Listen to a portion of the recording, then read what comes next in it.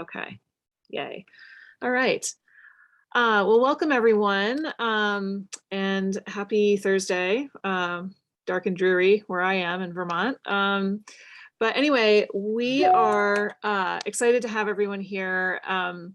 I am Christine McGowan with the Vermont Sustainable Jobs Fund, and I'm also the coordinator of the Vermont Forest Industry Network.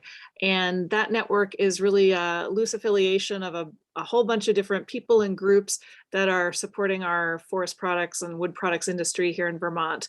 And one of the topics that we've had great interest in over the last few years is mass timber. And so this event is really part of kind of an ongoing conversation and dialogue we've been having here in Vermont and with some regional friends about this emerging industry in our region and how we in Vermont can play a role in helping support the industry as it emerges. What role can we play, and how can we in Vermont be utilizing some of the products and services that are coming out of this industry?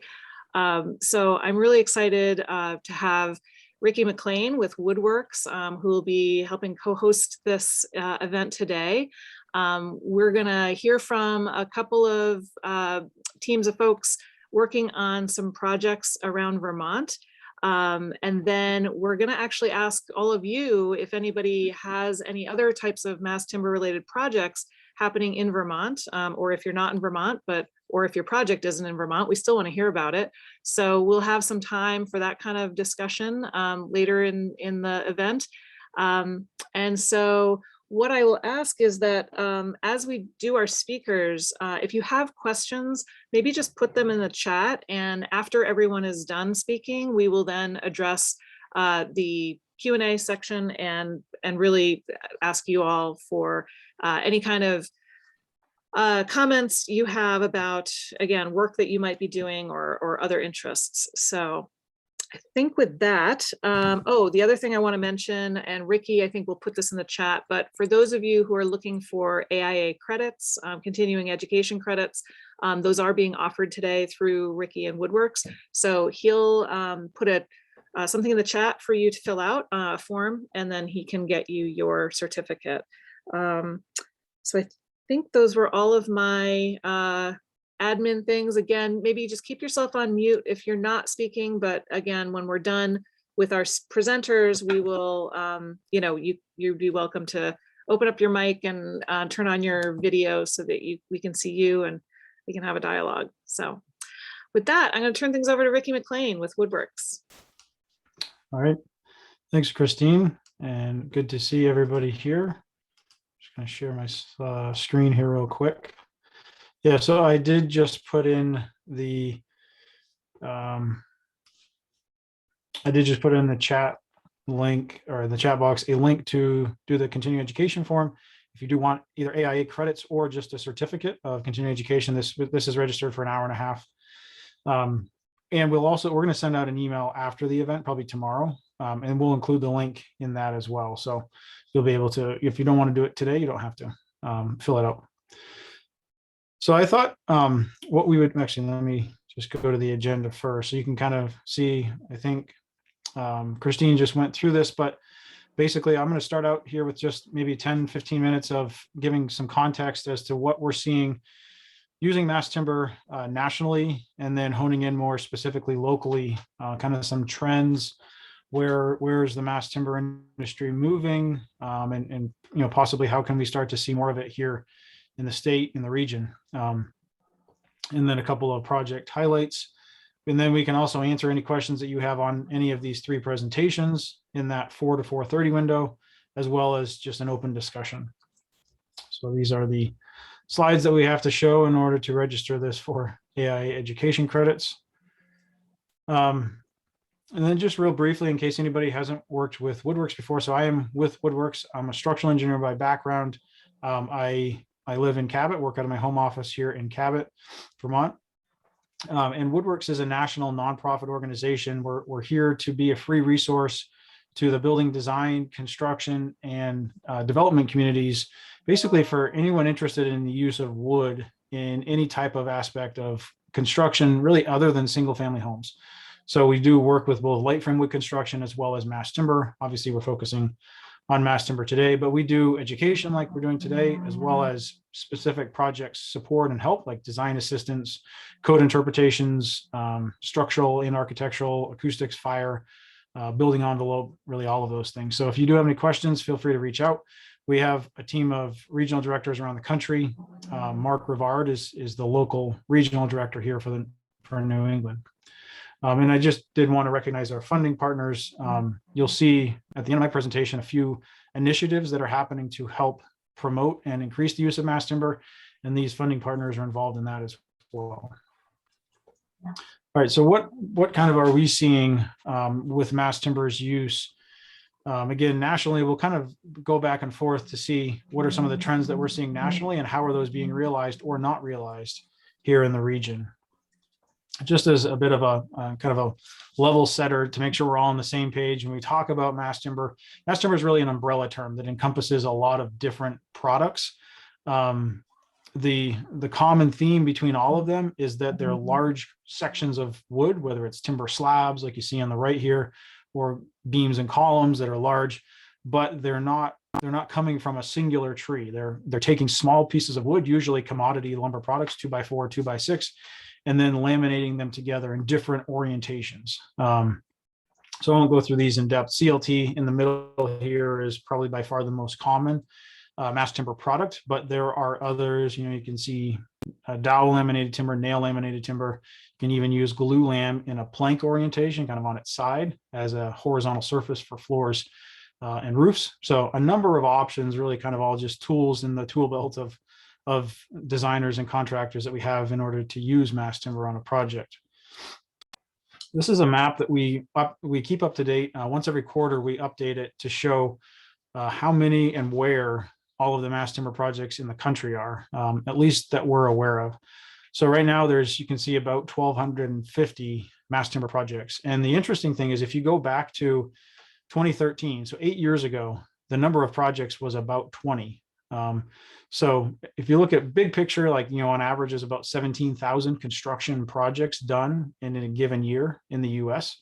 So this number is a small percentage of that. But if you consider kind of that growth in the past 8 years of 20 projects to 1,250, it's mass timber is definitely seeing significant growth year over year.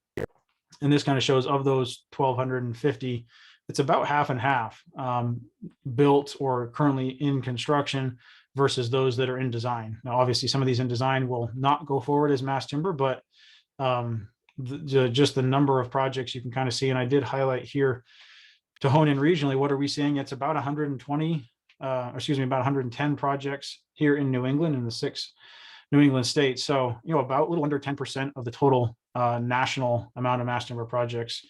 The majority of these are, Massachusetts by far has the most, but several sprinkled throughout the remaining 5 states. I thought I would talk building code context for just a second, because it's really informing a lot of what's happening nationally and starting to see some of those ramifications here locally. So the International Building Code is basically kind of the national code standard that most states and jurisdictions adopt. But as you can see here, this code comes out every 3 years. So different states and jurisdictions adopt different versions. For example, the state of Vermont is currently on the 2015 version of the building code. Up to the 2018 version of the building code, there really wasn't a recognition of a difference between mass timber construction and light frame wood construction. So 2x6 studs, I-joists, or trusses, that type of a light wood frame construction. There wasn't a difference in terms of how large of a building you could do. This was limited to specific construction types. And in those construction types, you can use mass timber or you can use light frame wood, but you couldn't go bigger or taller with mass timber. So, what that's resulted in is a lot of projects that look in this realm and kind of the scale, the size and height, all really beautiful projects. But as you can see here, you're limited, generally speaking, to 5 or 6 stories of wood frame construction. In some cases, you can do that on top of a podium. So the image on the upper left is a project in Minneapolis that's 7 stories total, but it's 6 stories of timber over a level of concrete. And these are all generally living in the construction type 3, type 4, or type 5. And we'll talk in just a couple minutes about the 2021 version of the code is where a lot of good development has happened. But just to show a few projects that are using mass timber both nationally and locally, I thought it might be helpful to kind of break it down into different typologies. So post, beam, and plate, you can think of this as your typical, if you think of a structural steel building, right? You have wide flange columns, wide flange beams, bar joists, and deck. Basically think of switching all of that to mass timber. So glue laminated timber beams, columns, and then CLT or NLT or DLT slabs essentially is the deck. So a number of projects have used that. That's by far the most common typology or structural skeleton, if you want to call it that, of buildings. This is a project in Minneapolis, the one we just showed. It's a spec office building. You can see this is glue lam columns and beams, and then in this case, nail laminated timber decking. So that's exposed on the ceiling side. The top side of that panel is covered with an acoustic mat and then a couple inches of concrete or gypcrete. And then much more close to home here, a project that's used a similar structural concept is the Oliver Design Building. This is on the campus of UMass Amherst. I know some of you have visited this building. For those who haven't, if you do get a chance to stop in, this is, I would say, one of the most really beautiful and innovative expressions of mass timber that we have here in the region. So if you get a chance, check it out for sure.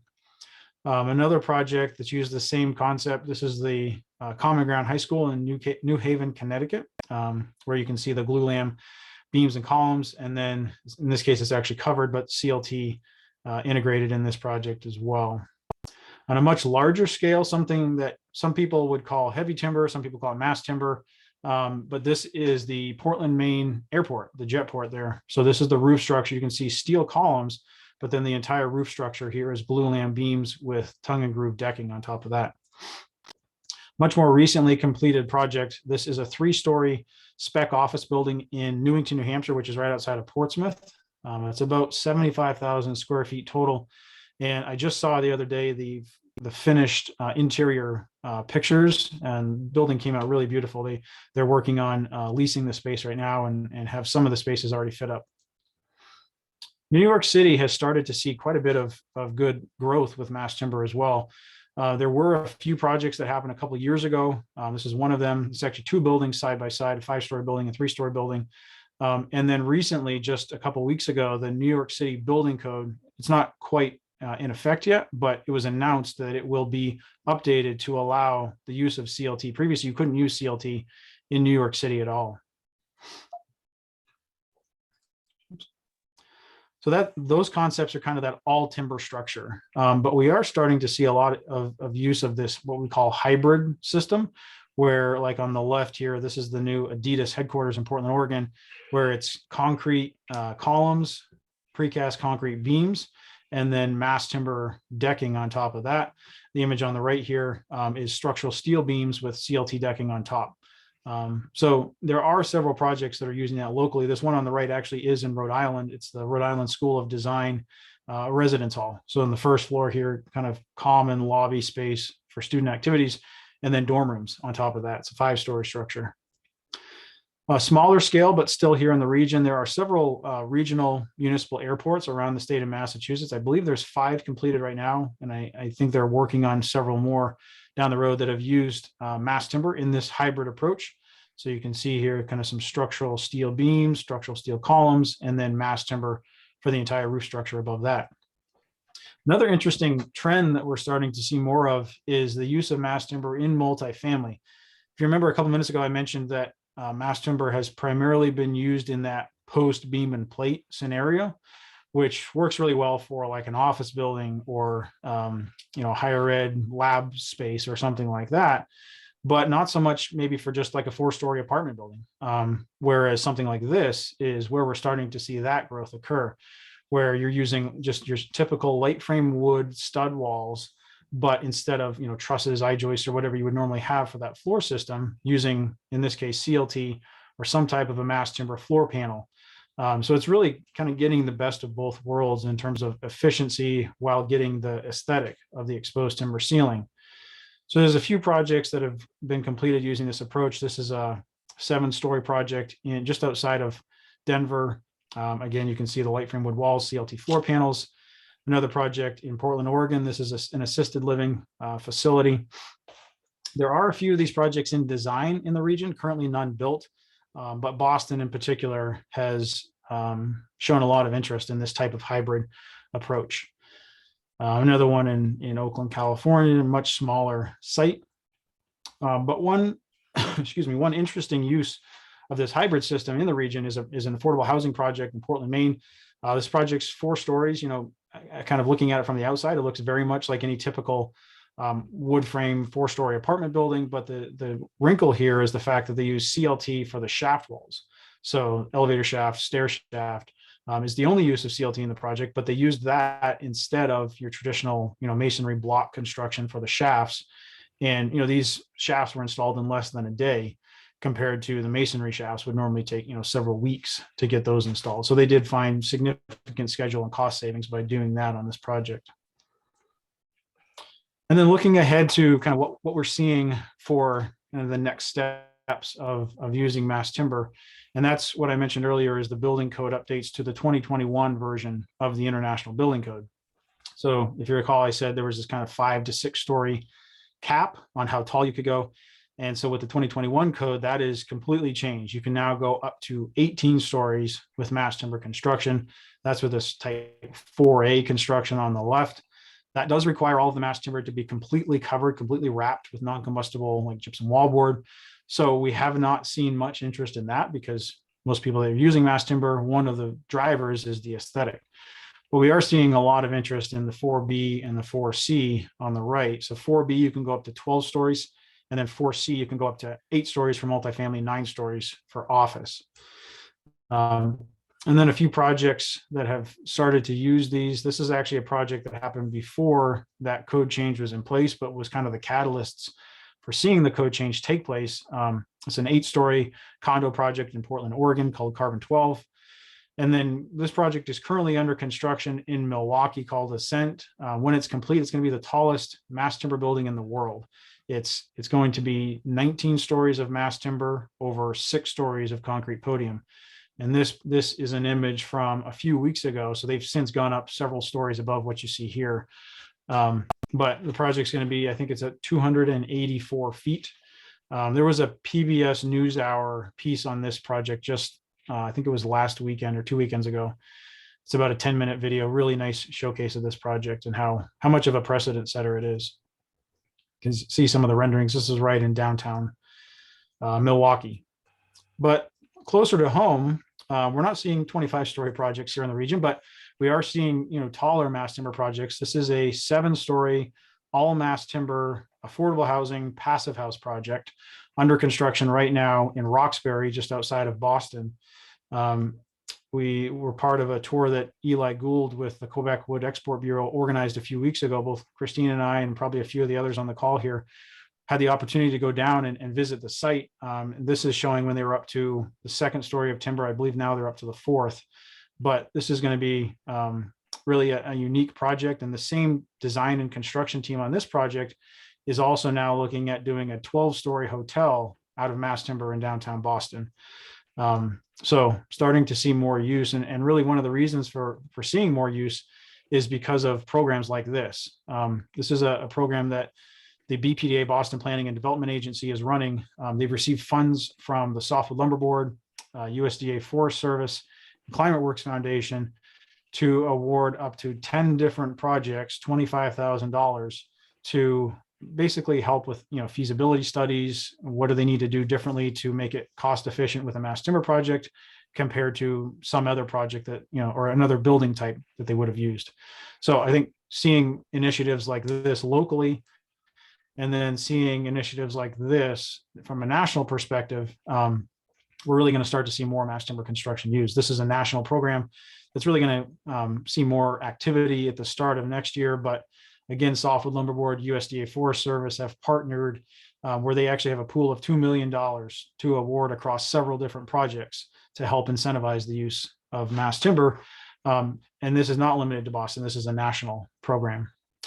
So just a couple of slides that I have in closing here before I turn it over to Karen. A couple of resources just for you to be aware of. One question that we see a lot with mass timber is who's qualified to install it. as well as what are some of the unique pre-construction considerations, on-site considerations. How do you protect it from rain, from moisture, from snow here in Vermont? So we just released this U.S. Mass Timber Construction Manual, and you can grab it free on our website. That goes through really all of those discussions, as well as some financial packages of information relative to the business case deals associated with mass timber projects. So right now we have 4 projects within this bucket of information where we've worked with the developers. They've provided us the actual financial budget as well as return on investment. So, how much did they budget for the construction cost? What did it actually cost? What did they budget for rent per square foot? What are they actually getting rent per square foot? So some really interesting information that really shows that mass timber can help be a market differentiator. So again, if you're interested in that, that's also a free download on our website. So that's all that I have for this presentation. Let me stop sharing here. I'm going to turn over next to Karen Bushy. Karen's with VEIC, and she's going to discuss some work that VEIC has been doing, looking at LCA and kind of the embodied carbon impacts of mass timber. So Karen, turn it over to you. Yeah, thanks a lot. I actually have disabled participant screen sharing right now. Is that something that can be fixed? Okay, I believe so. Let me find out how to do that.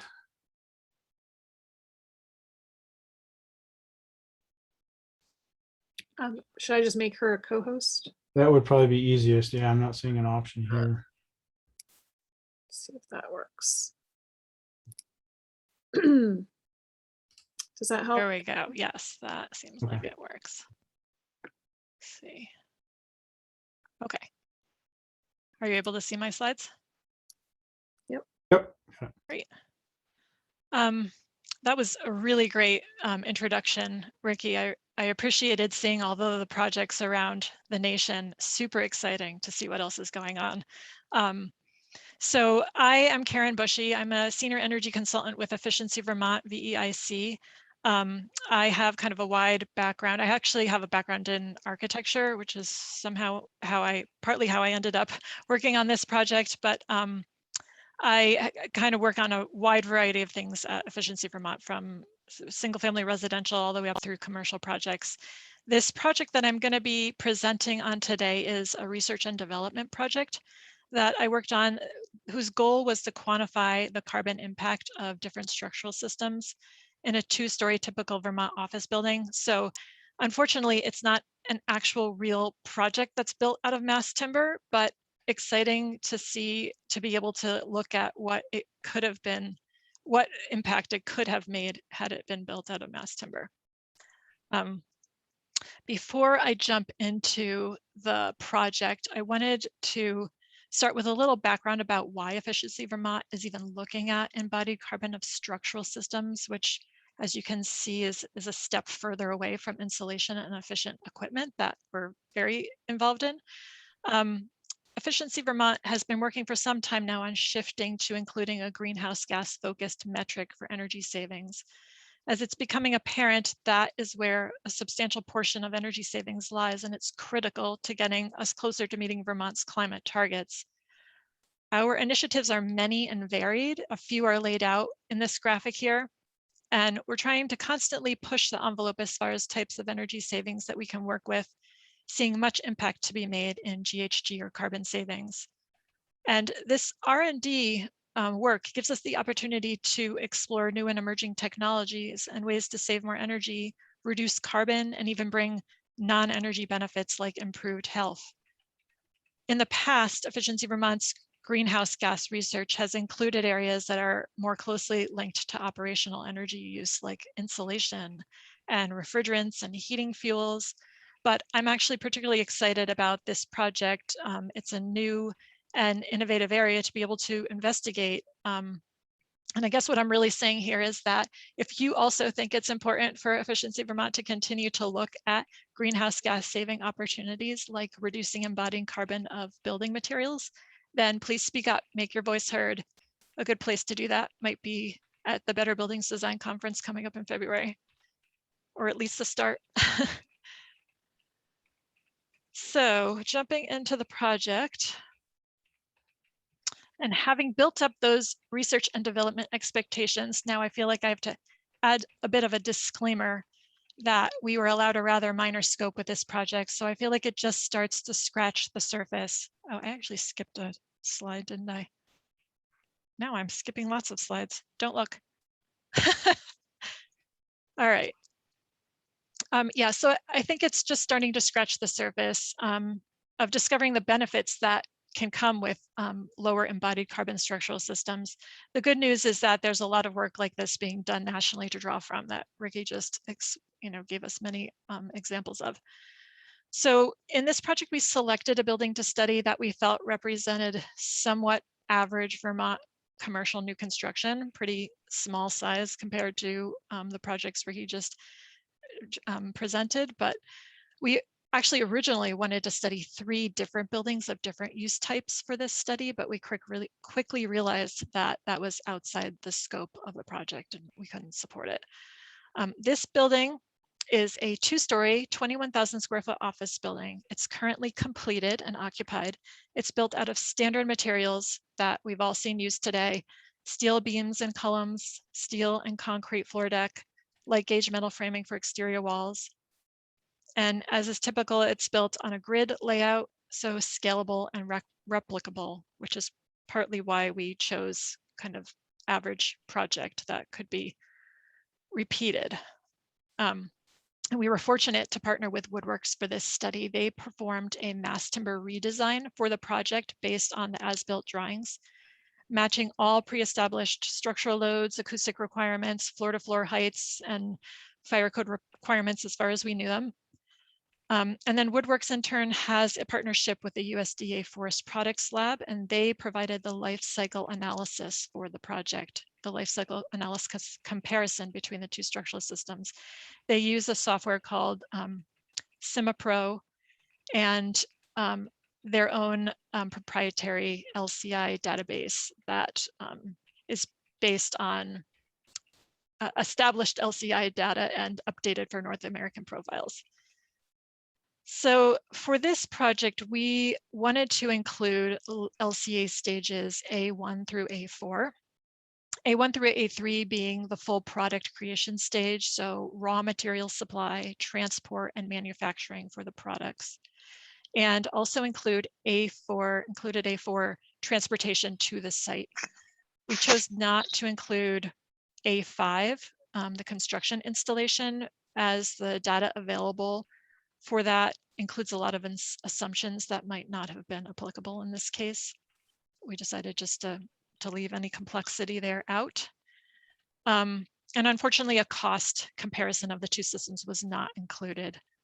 It was out of the scope of the study. I'm going to sound like a broken record with that, sorry. So now I can go to the redesign. The goal here was to isolate the primary structural system of the building for a comparative analysis of just that piece of the project. And it's pretty much a 1-for-1 replacement of the steel structural members with glulam beams and columns, and then the corrugated steel deck with cross-laminated timber panels, CLT. The building has some exterior steel canopies in the current design, so that framing was maintained due to the design. I think it could have been replaced with wood if a whole building design could have been done. But for sake of simplicity, we maintained that small amount of steel in the canopies. That's what's noted there. For the exterior wall framing, the existing as-built condition is light gauge metal framing, which was substituted with wood studs for the comparison study. And the wood sheathing for the exterior for shear loads was considered equivalent for both.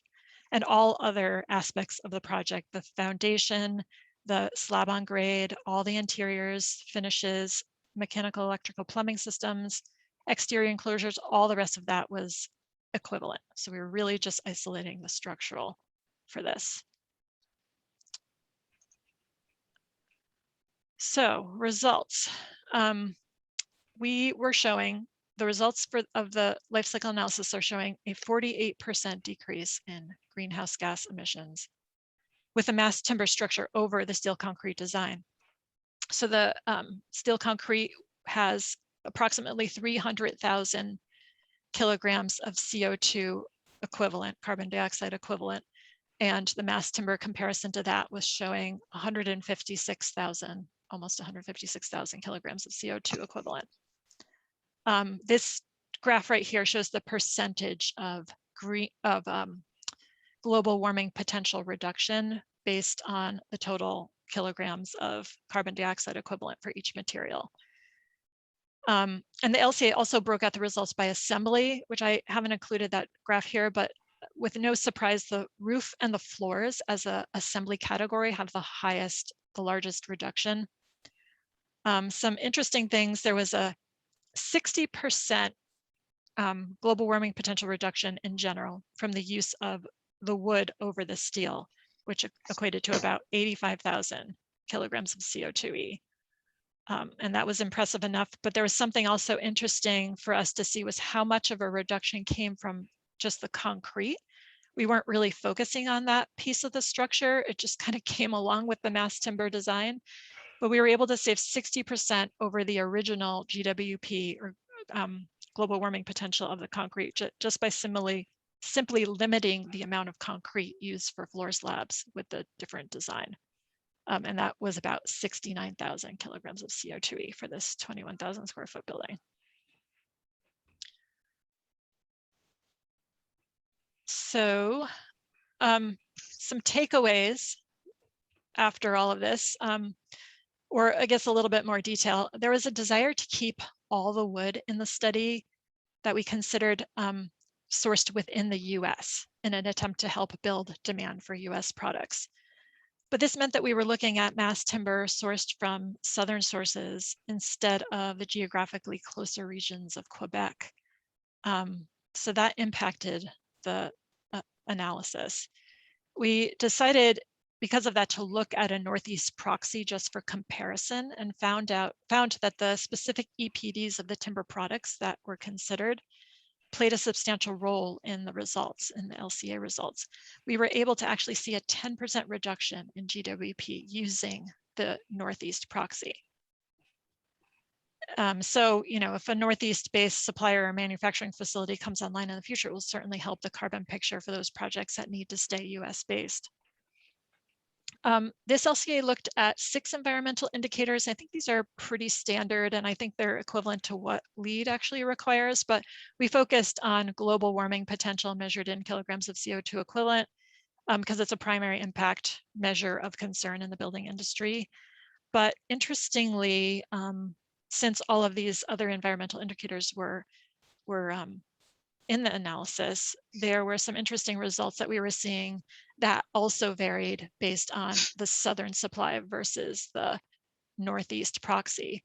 The ozone depletion potential, eutrophication potential, and smog formation potential are all larger in the mass timber building, not a lot larger, but enough to make us listen. And it was interesting. We weren't able to exactly figure out why this was. There might be others on this call that know more about these things, but we were speculating that it could possibly be the amount of electricity used for either the manufacture or the harvest of the wood in Alabama versus Quebec, the cleanliness of the grid in those 2 locations, forestry practices, harvesting. So that might be something to continue talking about. And with this hope of mass timber use ramping up in our region, I don't want us to forget about the sustainable sourcing of timber for Vermont projects, whether it's specifying FSC or some other equivalent means of ensuring forestry practices that are healthy for our region and planet. I cannot stress the importance of this enough. It actually keeps me up at night, and I hope that we continue to talk about that as well. So yeah, as I mentioned at the beginning, we'd had limited scope with this R&D project. I hope that this work sparks interest and encourages more investigation into what can be done in Vermont with mass timber. There's lots of room to accelerate the industry. I'm excited. And that's it for my presentation. The discussion will follow later, I guess, and I'll stop sharing my screen. Great. Thanks so much, Karen. really, really interesting to see. I know we've seen those results and discussed them together, but interesting for sure to see them presented in that format. And I agree. I think it shows a lot of promise, and still leave some questions out there. So some more work to be done for sure. So thank you. And again, just a reminder, you can type in questions, or we'll open it up for anybody to ask questions after the next presentation. So we will move over to the next presentation now.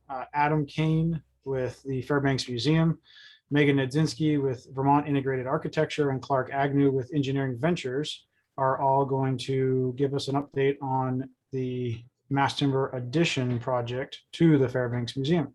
So I'll turn it over to you three now. I think Adam's going to start for us, but could I have screens sharing privileges? Yes. Christine, do you have that?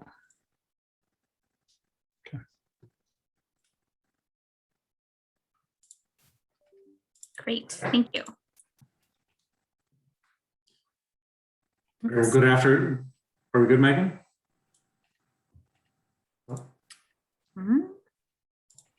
You just got to see my dog instead of go ahead and start. I'm having a bit of a technical difficulty here. Yeah, no problem. Good afternoon, everyone. My name is Adam Kane. I'm the executive director of the Fairbanks Museum and Planetarium in St. Johnsbury. So I'm just going to give kind of a very quick overview, really to give you the owner's perspective for the choices that were the decision-making tree that went into the Fairbanks Museum deciding to build a mass timber addition. And then I'm going to turn it over to Megan and Clark, who will really dive into the details for you. So it's just a little bit of a background. You know, I hope most of you are familiar with the Fairbanks Museum. Here's Megan has a great slide of the building. It is a 1891 National Register of Historic Places listed, 25,000 square foot Richardsonian Romanesque building, and it's you know, it's extraordinary both on its exterior and its interior. So it's a building that we really treasure. However, it has also, as historic buildings do, given us loads of trouble over the last 130 years, and one of the most persistent issues has been accessibility. So we decided a few years ago that we really wanted to push to build an addition onto the museum to facilitate accessibility, particularly to the balcony, which has a whole series of exhibits that are completely inaccessible at this point. And so we wanted accessibility, and then also to provide more space for hands-on exhibits, just to, you know, to sort of support our educational mission and drive visitation. And in terms of having that, the decision to utilize mass timber for this project, it really came down to three decision points for us. The first was that we have this amazing building, a Victorian Cabinet of Curiosities museum. It has an oak barrel vault ceiling, cherry casework. It's really extraordinary, really the kind of the height of Victorian woodwork in the inside. And so as we thought about an addition to build, we knew we didn't want to specifically replicate that type of woodwork. We wanted it to be something really extraordinary and interesting.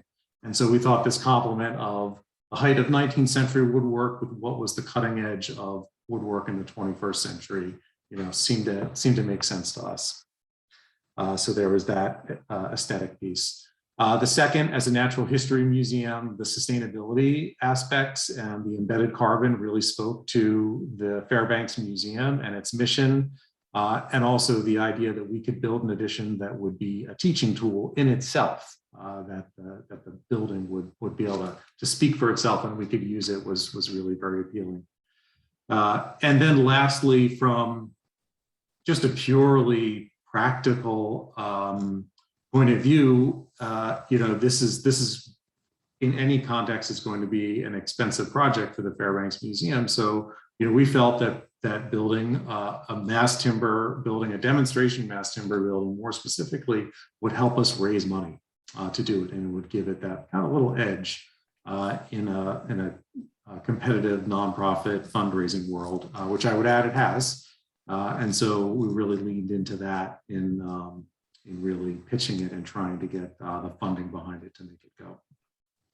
So with that context, I will turn it over to Megan and Clark to give you some of the details. Great, thank you, Adam. So Adam shared some of the motivating factors to look at mass timber, and he alluded to sort of the inspiration that was seen in the really amazing architecture of the interiors of this building and the warmth of wood, and so we were playing on that. And so that was, of course, was a driver. Another key piece was trying to focus on keeping dollars local and from a drawdown carbon goal for the project of trying to keep as much material sourced locally as possible. So looking at the Northeast Kingdom, it was, we're really trying to incorporate local lumber, and I'll talk a little bit about that here in a minute, but also local labor. And so that's what really drove us to considering an NLT approach, so nail laminated timber. And the reason being is that we felt that we could use local labor in order to be able to fasten these together in panels, potentially in a shop, and have them brought in onto the site. And so our documents actually are detailed in that way so that they could be fabricated by a local team or a regional team. In addition to that, you'll see here in this image, we were very challenged by a very tight floor to floor height. So the existing museum floor to floor height is 8'7". And so this drove us to really needing to find a structural system that was very thin. So we ended up with 2x8 NLT, and we have 1/2" sheeting on top of that. And we do have a little bit of a topper on it for, sorry, my dog also wants to participate behind me. We do have a gypcrete topper on that to help with sound deadening for acoustics, but the open nature of it, acoustics wasn't sort of a central driver for us. So some of our hurdles, of course, with that really tight floor to floor height, 8'7" clear, 8'7" floor to floor, sorry, the systems integration, we don't have any interstitial space. And so feeding mechanical, electrical, plumbing services throughout the building was a significant challenge. And so it required tight coordination. I already spoke to the acoustics a little bit. Another challenge, I think, for us was never having done this before, understanding how we could lay out appropriate expectations related to where the wood is sourced, as well as the appearance and our hopes and goals for the procurement, and using local wood and also local labor. So we relied really, really heavily on the NLT guide. That's a resource that Woodworks had provided to us. And so that had some good sample information that we borrowed from. Our specifications initially also called for the wood to all be sourced as certified FSC, SFI, or ATFS, because understanding that we believe that beyond just the mass timber piece, the management of the forest was a key piece of that. And as we put this out to bid, and we were thinking about it a little bit more, especially during procurement, trying to bid during the middle of COVID, the supply chain issues were also a concern. And for us, it started to become obvious that some of these certifications may in fact be pointing to this lumber having to travel from further afield. So at that point, I reached out to Christine, and also I think Paul Frederick is on the call here, reach out to those folks as resources in the state to say, what are our forest practices in the state?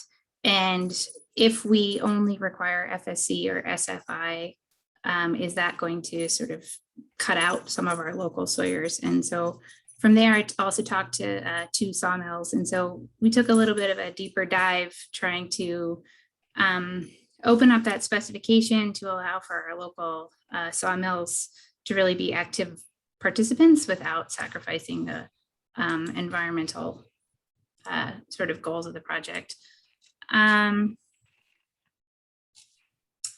Yeah, so I think I will leave it there. This is just a photo. So the model that the initial images was a model that our office created, and then we felt strongly that the base of it should be sort of mass timber itself. So this is a GLT that we made ourselves and had tooled as that base, which was kind of a, I guess, a fun endeavor.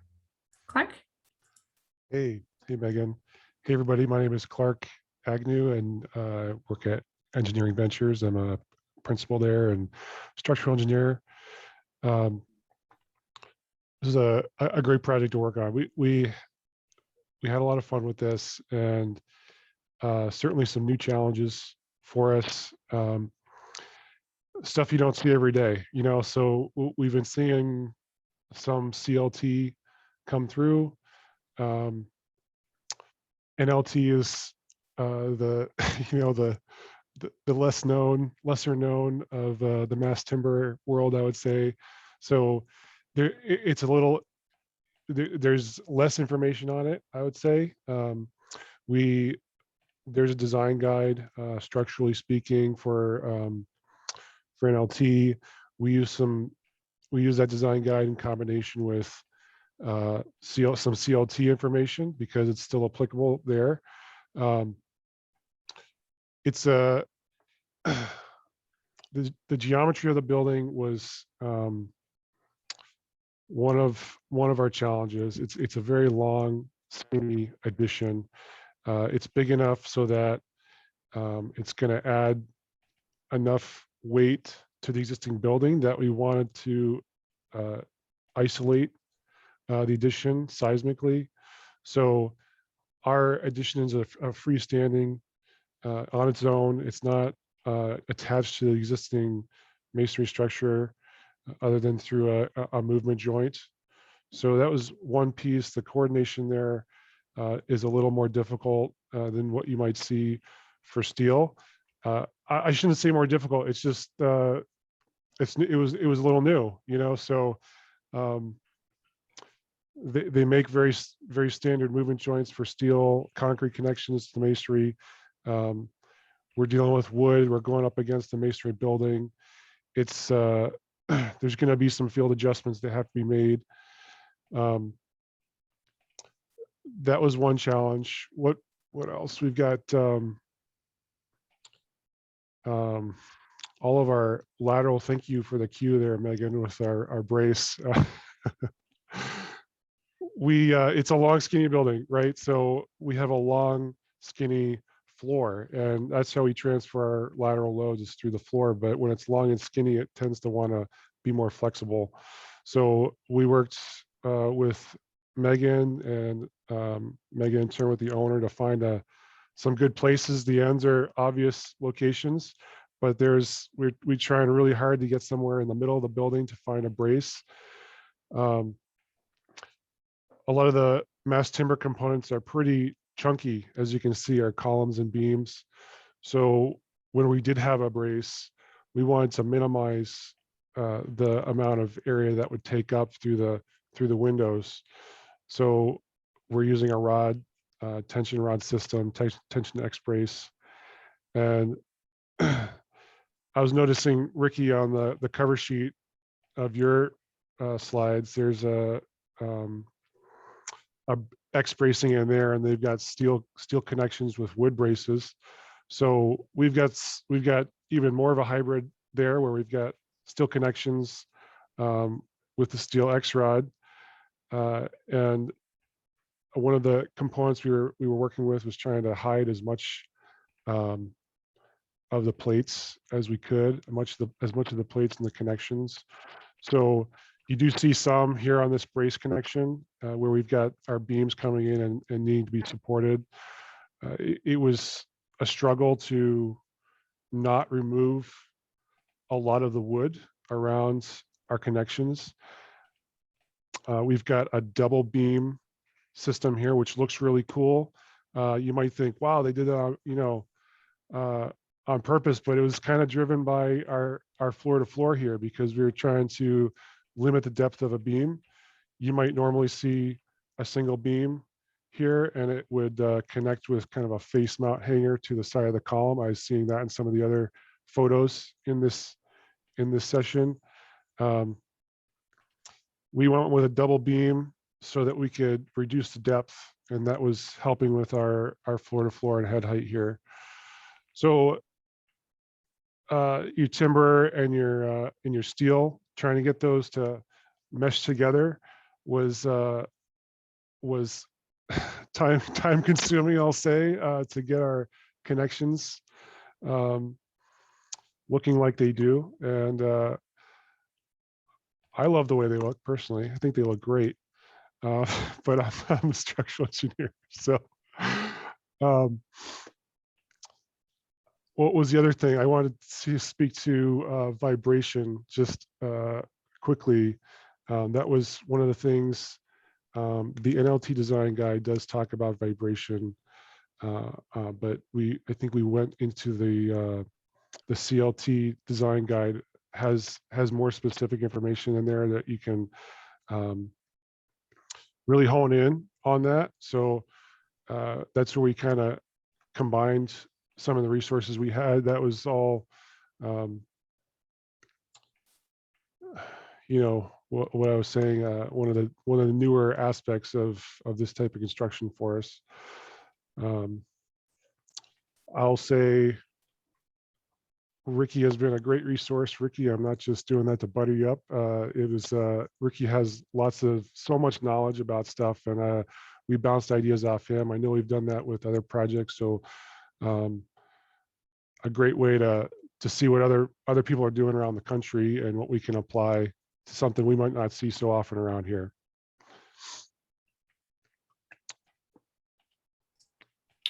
Awesome. Thank you.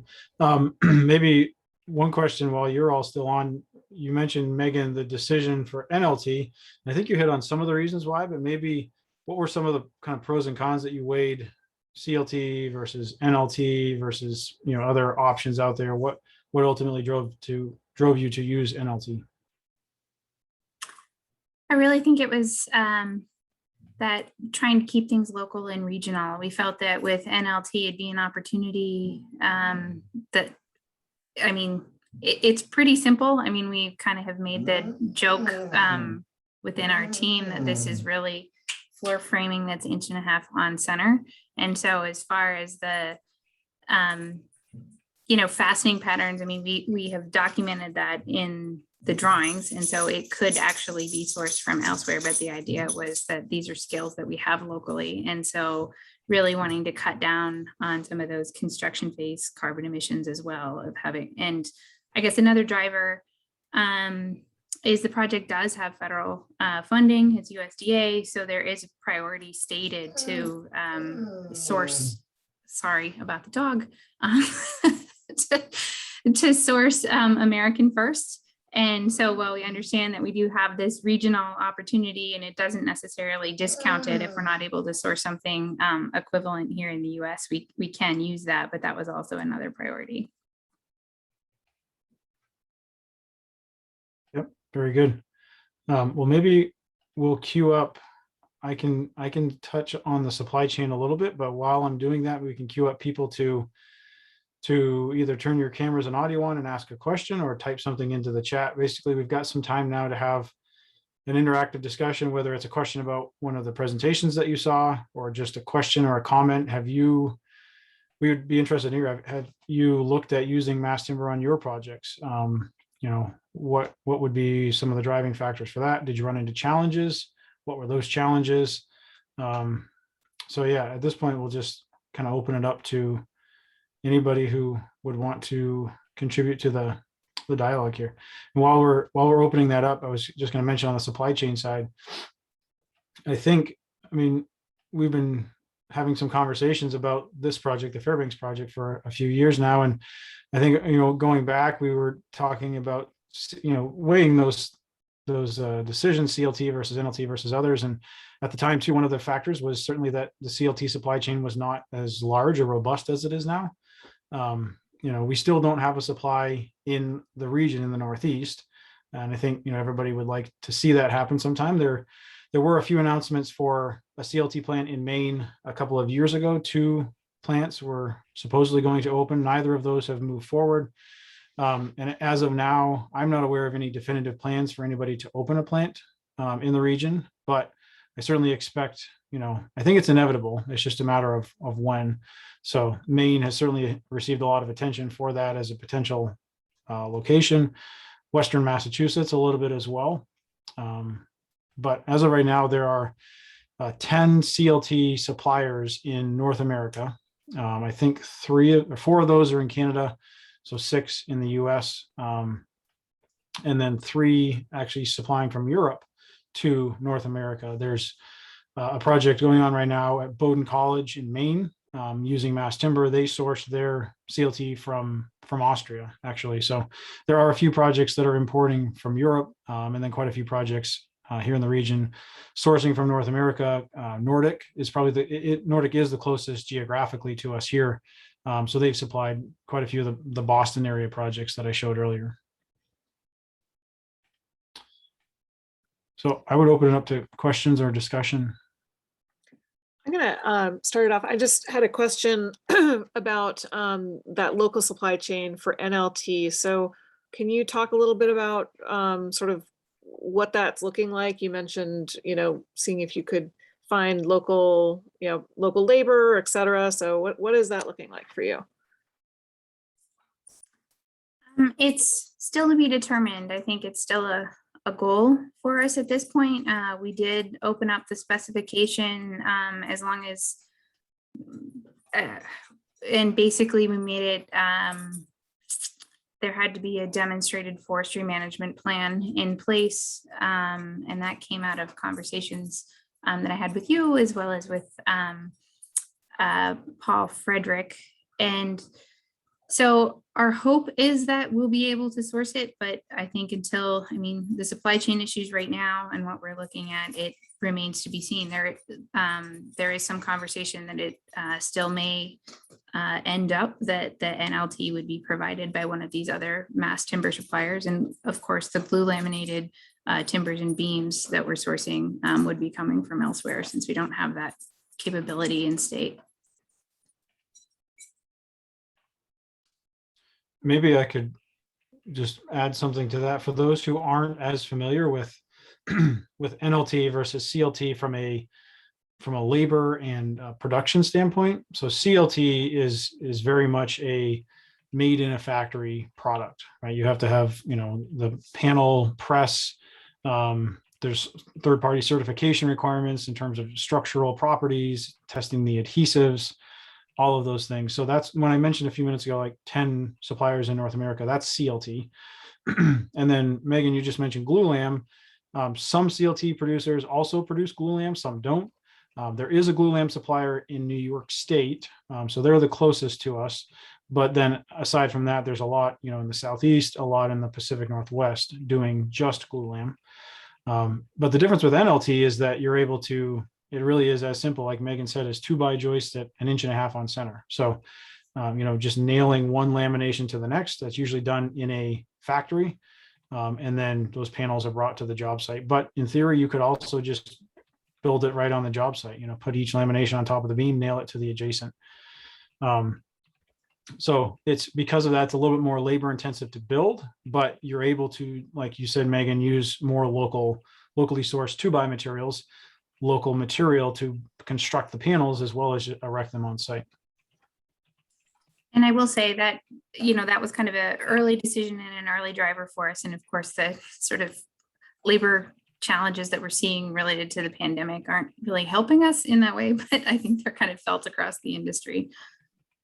Right. And I think the size of this project was one of the things too. Like if this was a 300,000 square foot building, I think CLT is probably the much more obvious choice there because of the labor involved in making the NLT panels. So it's not to say that one product is always better than the other. They each have different challenges and benefits. So it's kind of weighing those, which is the best one for your project. Yeah.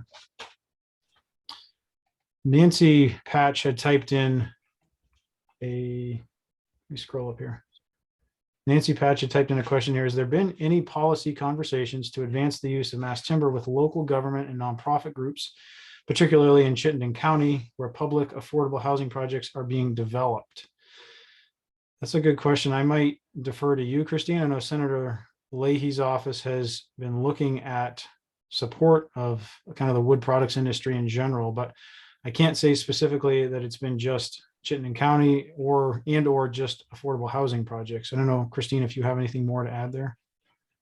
Not specifically, and certainly I can't really speak to anything specific to Chittenden County. I'd kind of open it up to others on the call if anybody else is aware of where those policy discussions might be happening. I mean, there's been general discussion, but not anything that I'm completely aware of. I see Craig with his hand up. I don't know if you wanted to. Yeah, no, I sort of heard about that, but I don't have much to add. My hand's up because Ricky, I was wondering, or you or Christine, at the beginning when you put up the pie charts of everything that's happening around the country, there was quite a few in design in Vermont. It looked like. Is there any of those you want to highlight or talk about? I'm curious what's in design right now. Yeah, I was looking at that before the event too. I think there's 10 in design in the state right now. I don't know that I can say much just because we're generally working with somebody on a confidentiality. But I could say they're, ranging from housing. I would say that's not the majority though. It's primarily either office space or public assembly type of facilities. Okay. So, and it's not just, there is a lot in Chittenden County, but it's all over too. Like the Fairbanks project in St. Johnsbury, a few in central Vermont, a couple even in southern Vermont. So there's been a lot of interest, and that's not new. I would say the interest is not new in the state. Unfortunately, a lot of the projects don't cross the finish line as mass timber for one reason or another. And I think some of that is cost related. I think some of it's perceived cost related. Where people it's new, so a lot of times people associate something new with higher risk, and higher risk you apply more contingencies to or something like that. So I think that's why having a dedicated team that's really wants to make mass timber work, like Adam has put together on his project, is one of the most important things I think you can do to help a mass timber project go forward. Okay, thank you. Just on Nancy's question too, Ali Kasiba put in the chat that she says there is a recommendation in the draft climate action plan about the use of mass timber, especially for publicly funded projects, but not aware of any existing policies. So again, I think the discussion is happening, but nothing on the books that we're aware of. And I did want to Charlie Levesque made a comment, and Charlie, do you want to talk a little bit more about this project with hemlock? That sounds really intriguing. Yeah, can you hear me? Yeah. Yep. Yeah, so Ricky's well aware of this. So through the Northeast State Foresters Association, which is the state foresters in Maine, New Hampshire, Vermont, New York, and sometimes the southern New England states, we secured a USDA Forest Service Wood Innovations grant, and the project is twofold. We're right in the middle of the first phase, which is to get Eastern hemlock tested and certified to the PRG 320 CLT standard. That CLT is going to be made from hemlock that we already have in kilns at Sosimo and Brattleboro, Vermont, and that hemlock is coming from 4 states. It's from Vermont, New Hampshire, Massachusetts, and Maine. So we're covering a bunch of states with local wood. So then that material gets down to Smartlam in Alabama, and that will happen in December. The test billets will be made there out of the eastern hemlock, and it goes to a testing lab in Washington State. So the wood's going all over the place. And coming out of that, we have every confidence, because of the work that's been done at UMass, that eastern hemlock will be certified so it can be used for CLT in these commercial projects. And phase 2 of the same project is we're going to have some actual CLT made out of eastern hemlock that's going to go into the Place Taylor building that's going to be starting construction very soon in just outside of Boston. And so we're, you know, again, 2 phases so that eastern hemlock will be available for the first CLT manufacturer that gets built in the Northeast. And it will happen, you know, whether it'll happen in a year, 2 or 5, it's going to happen. There'll probably be more than one, because the demand increase will be so great in the Northeast. And so in addition to spruce fir, which is now available and certified, we'll have eastern hemlock as well. And we're hopeful coming out of this that there'll be some price benefits associated with using hemlock over spruce fir. We don't know that yet. That's part of what we're trying to figure out with the project, but it is all happening. And I didn't catch where Fairbanks was in its cycle, because we discussed this early on as a possibility. But if Fairbanks's construction is really delayed, it's possible that some hemlock, which would be made at a CLT plant elsewhere, could be put into that building, conventional glued CLT instead of the nailed version of it. So just something to consider. But I didn't hear the timing of where Fairbanks is.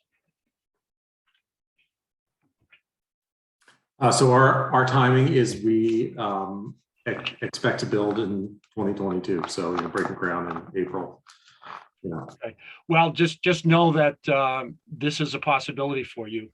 You and I had talked, Adam, when we were trying to figure out where the hemlock was going to go. Yes. And your timing was different then, obviously, than it is now. So we could talk offline if you wanted, because that's a possibility for you to consider. Great. Let's do that. Yeah. That's exciting. And Charlie, could you, oh, sorry. I was just going to ask Charlie, maybe to elaborate a little bit more. So beyond the Place Taylor project, is the plan then to have a continuous stream of hemlock, say to Smartlam in Alabama, from the Northeast where they produce panels there? Or is it more just on a project by project request basis? Right, it's a good question. Obviously, we don't have a plant yet, and the intent is ultimately to hopefully have a plant or 2 in the Northeast. But because of our connections with Smartlam in this project, they've agreed that beyond this project, if we have other projects where we want to use Northeastern lumber manufactured, I mean, obviously you got to ship it down there, and we know all the costs, so we get a good sense for that. But they're very much interested in using eastern hemlock and also spruce fir from the Northeast, if people desire to have more local wood in projects that are going in the Northeast. So I think, Ricky, you know, we may have developed a connection and an interest from one of the, obviously the bigger manufacturers of CLT in North America in doing more than this until we get a plant in the Northeast. So I think that's a possibility. That's great. That's good to hear. Awesome. Any other questions or comments? We still have plenty of time for anybody to jump in here.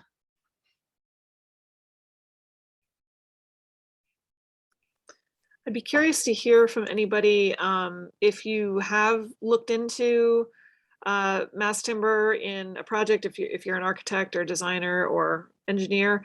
Would be really curious to hear sort of what your experience has been, where, you know, as Ricky was asking earlier, kind of where did you find any challenges, if you did have any?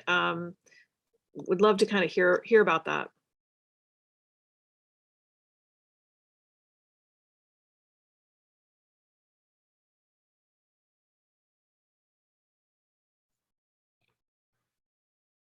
Christine, I can speak a little bit more about one thing I'm not sure we talked about, but like transferring mechanical systems or plumbing or other things like that. That is a challenge, I would say, with NLT or CLT. It's not as straightforward, and I think it's takes more work to coordinate those things. getting from one place to another and up through the floor. CLT, I think, acts a little bit more like a two-way slab, so it might be a little bit easier to get openings through the floor. NLT is a little less so. So that was one of the challenges. One more of the challenges that we saw at Fairbanks. I'm working on a small a residential project that about 30 by 70 feet of a house, 2 stories. And we're not doing NLT or CLT, but there's another product called GLT, glue laminated timber.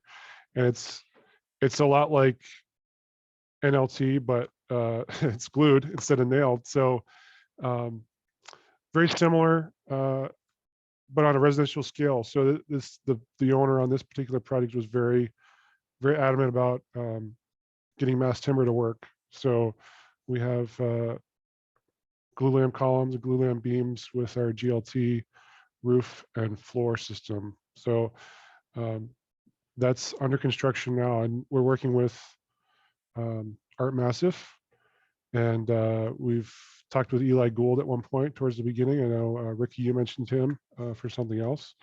One thing we did work on with this project, it was after the Fairbanks Museum, but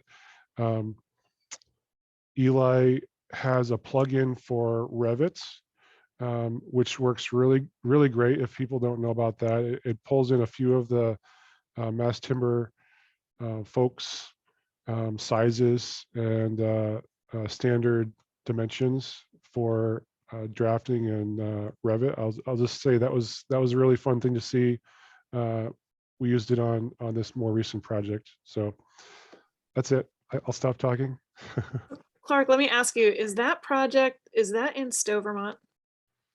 No, it's not in Stowe. It's not in Stowe, No. okay. Because I actually, when Ricky and I were down in Boston, I happened to meet a woman with Art Massif, that they're in Quebec. Yes. Yeah, and they're working on a project in Stowe, Vermont, and I live in Stowe, and as it turns out, it's right across the street from my house. So Oh. I thought maybe it was the same project. But I You had probably- not heard of using those kinds of materials in a residential. So that's another sort of interesting, I don't know if that's been happening for a long time, but or if anyone's seeing that as a trend that more and more people are asking for things like that. I'd kind of be curious if anyone else has heard of that.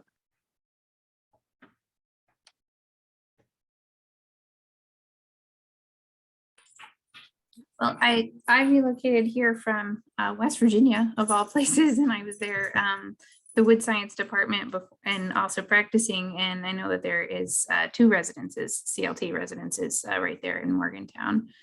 But that's as much as I've known about. One of the things that Clark mentioned as being a unique challenge with mass timber is how do you run the MEP systems? And that to me is like one of the really fascinating aspects of mass timber, because even going back to the project Karen talked about, this 2-story, very traditional structural steel beams, bar joists, you're going to have a drop ceiling.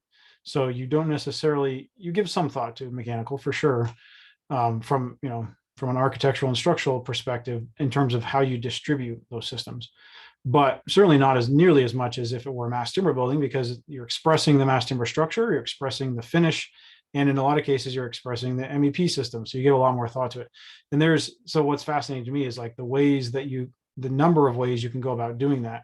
I was talking to somebody this morning, and if I can share I'll share a couple pictures here. They had done a project in Portland, Oregon. And so this is looking up at the underside of the CLT floor panels, glue lam beams. And if you can see, they have these CLT panels are, I think, about 9 feet wide. And then between the panels, there's actually a 2-foot gap between the CLT floor panels. So what that's doing is creating this open chaseway right over the beam. So obviously you're really just limited to whatever the thickness of this panel is, which is only about 4 inches, but it's a perfect place to run sprinkler lines, electrical conduit, data cables. And then on top of that, there's a 3-inch concrete topping. So that concrete topping is actually acting as the fire rated floor assembly. And by doing this, they're cutting about 20% out of the volume of the CLT. So, saving a little bit of cost there too. So that's one thing that really helps minimize the drilling holes through the beams and having to run those systems through the beams. Same project, but looking at a different angle of it. This is something else that they did to simplify the mechanical distribution. So this is an office building. And as you can see here, like from these columns out to the exterior, that's kind of your open office working space. And then they had a row of columns just basically to create a corridor adjacent to the concrete cores for the shafts in this system. And because Clark alluded to the fact that you can span CLT in both directions, there is no beam across this space. So essentially, they're running all of their main, say, ductwork distribution lines like right down this corridor. And then in each of these bays, they have branch ductwork that comes out. So that, again, there's no penetrations of the beams. There's no penetrations of the structural systems. So just one example, there's a number of ways you can do it, but I thought that was a pretty innovative way to incorporate it with the mass timber without having to drill a bunch of holes in the mass timber.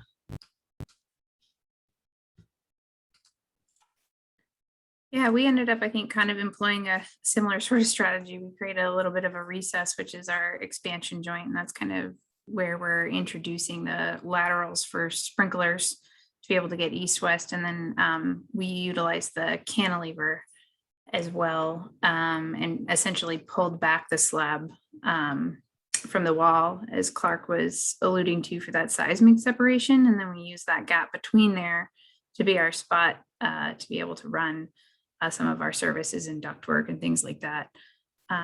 So we're trying to tuck in on the sides there. And of course, because we could cantilever and then run the exterior wall directly past it, thermal bridging, anything like that wasn't really an issue. And our walls are fairly short.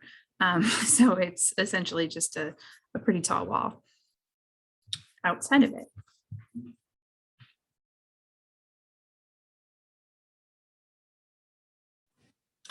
This is Tom Bursey with Freeman French Freeman Architects. A quick question about the fastening, Clark. The images that you showed had a lot of steel, had all of the connections, but some of the images that Ricky showed didn't appear to have any steel. Can you use traditional fastening from heavy timber detailing, or would you rely more on hidden steel somewhere in that glue lam? Yeah, Tom, I think a lot of the pictures that Ricky had up, they had a lot of concealed connections, which are relatively new. I'm going to say I've seen a couple of webinars. I can't Rothoblast, I think, might be a name. I could be saying that wrong or remember that wrong, but they do some concealed connections like that. Like I was saying, on ours, we've got the split beam, and it ends up going out beyond the sides of the column. I suppose we could have enlarged the column to pick up those split beams, but then you've got a bigger column, taking up more of the space and visuals. So, yeah, you do see some steel in ours. We did work pretty hard to try to hide a lot of that. So you see the bolts, but a lot of the plates and stuff that would that are for those brace connections are hidden inside the columns. But yes, to answer your question, there are some proprietary connections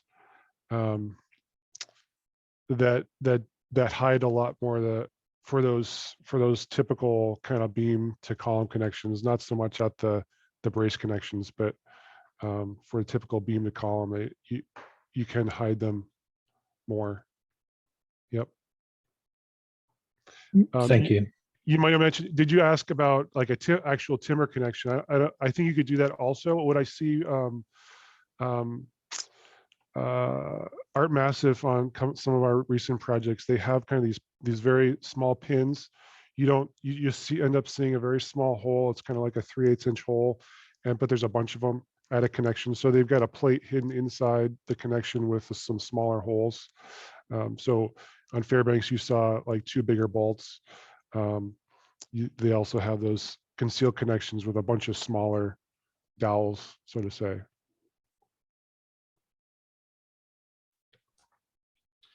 Yeah, I think that sums it up really well. And I guess one additional consideration that often comes up in those connections is, do you have to have a fire resistance rating for, the beams? And so when those beams connect to each other, that would also have to have the same fire resistance rating.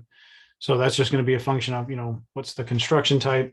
Is it rated or not? If you do exposed steel and it's exposed steel and it's rated, generally you're doing like an intumescent coating over it, versus if you do the condition where it's concealed kind of within the wood, then excuse me, then you're relying on the wood to actually insulate and protect the steel hardware for the purposes of fire.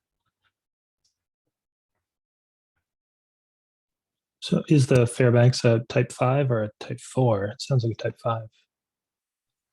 It's a type 5B. And I think we did look at, I think it was really our, Clark, you should probably speak to this rather than me, but I think also our driver of some of those that really had to be exposed was some of our lateral issues. And then also, as Clark alluded to, just the hogging out of the wood, we had a number of pieces kind of coming together and there wasn't enough wood left. And so it started to become, the columns are already pretty substantial. And so I think that was kind of what led us there, because we were trying to conceal as much as possible.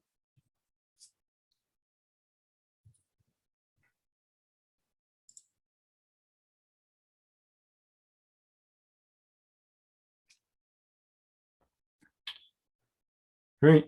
Any other comments? I think we were going to move at the end to just a short discussion on kind of next steps for this group, but we're certainly open. We have a couple minutes left for any other comments or questions or anything for anybody here today.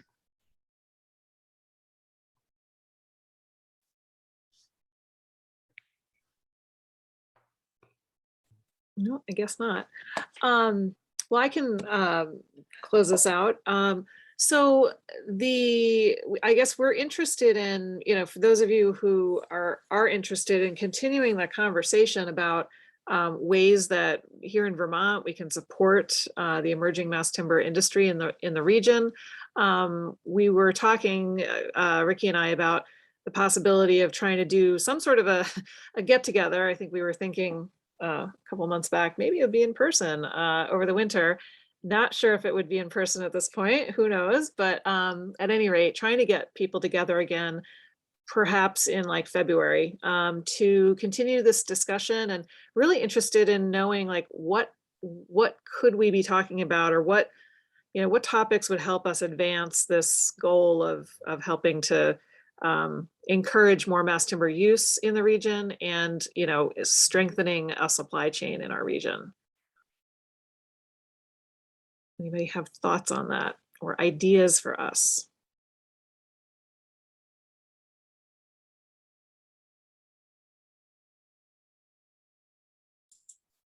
I feel like I've talked a lot, but I will say that I'm really interested in the forest management side of it, and just kind of taking a look at that. I really appreciate the work that Karen did to, try to look at these sort of holistic other pieces that are playing into it. But I would really, it's just an area that I felt like we were doing a lot of intuiting and guessing and hoping. And I feel like when I do that and then we go back and look at the data, maybe the intuition isn't as strong. And so I'm curious to see, how can we start to understand the differences between these forest certifications that so many of the building certifications require or look for, and how that relates to what's happening here in Vermont, also related to the trucking impacts. Mm-hmm. That's a good idea. I like that. And actually, yeah, I think that the work that Karen and team have done, just trying to look at what the carbon impact actually is on a sort of a common Vermont scale, type building is really helpful. And I think, as she alluded to, you know, there's still more questions to be answered. So I'm sort of thinking maybe we dig into a little bit more of that, or, you know, try to bring together folks to really talk about sort of that, you know, forest management as it relates to the end product that people are going to be sourcing.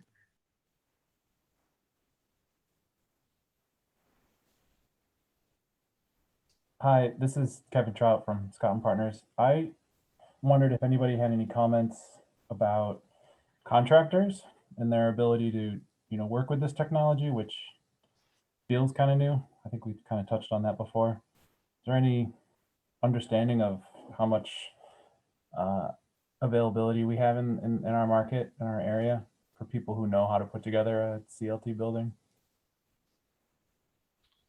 Yeah, great question, Kevin. And that really ties very closely to what I mentioned earlier, is because of the lack of experience or education with contractors. That's been what has caused several projects to not go forward, because, you know, they haven't worked with it before. So they see the initial plans, they put together a budget for the owner, and that budget includes some contingencies that maybe aren't real, but to them it's a new product. So they might, you know, not intentionally, but just because of the risk to them, have inflated cost budget numbers. So educating, working with that sector is extremely important to seeing mass timber go forward. I would say there's maybe two ways to address your question. There's the GC side of things, or the CM side of things, who's doing more of the pre-construction management and planning. And they're very important for, I mean, obviously working through that design phase budget, but also working through a lot of the details of coordinating things with the design team, because when those drawings ultimately go to the fabricator, there needs to be very good coordination as far as, you know, where are all of the holes and openings and all of that for your shafts, for your duct work, for your plumbing lines, because that's all being cut and done at the fabrication plant. So making sure that the contractor is up to speed and doing that coordination work is important. We've certainly talked to, you know, several here in the state as well as in New England that have done several mass timber projects, are very interested in doing more of them. And then the second piece is the installer side. I think it's been something that, well, I know Adam has plans to kind of do some training for that side, the workforce development side, on his project. And I've always said, I think we've yet to see it come to fruition, but I've always said, like, the state is primed for mass timber installation crews because of our rich tradition with heavy timber framing crews. It's just been a matter of, we haven't had the projects to kind of utilize that type of a crew or framing system on. But I think it's a natural extension of what they're doing with heavy timber construction to move over to mass timber construction. As of now, the installers in the region, there's one company down in Rhode Island that's been traveling throughout the Northeast and doing a lot of the install. They're doing the project I mentioned at Bowdoin College right now, installing the mass timber there. They've done quite a few of the ones in the Northeast. So, you know, I expect we see more of that start with, again, timber framers in the region. And then the other piece that's been kind of interesting is not so much here in the region, but nationally, there have been a few GCs or CMs who have started to bring the installation in-house, where they're now, because they basically, for them, it's a way to control, you know, start to finish. They're buying the mass timber, they're doing the install, they're doing the coordination with the fabricator. So they brought that all in-house. Again, we haven't seen that yet in the region. I hope that we do someday, but nationally, that's starting to become more of a trend. Thank you. Well, we are at time, so I want to be mindful of everyone's time. But so thank you so much to all of the speakers who came today to talk about the projects happening here in Vermont, and for those of you who also shared other, you know, things happening around the region. We really appreciate it. We're going to follow up with email. As I said, this has been recorded, so you'll have a recording. We'll have the link to the AIA credits if you need those. And slides. I think we'll collect those slides so that people can have access to those as well. And stay tuned, because I think we do want to pull together a group hopefully to get together, whether it's in person or virtual, later in the winter, to continue this conversation and see where we can take mass timber in our region, and certainly see what the role is for Vermont in that. So thank you all so much, and have a wonderful Thanksgiving next week, and stay safe out there. Thanks, Bye. Christine. Thanks, See everybody. ya. Bye. Thanks, everyone.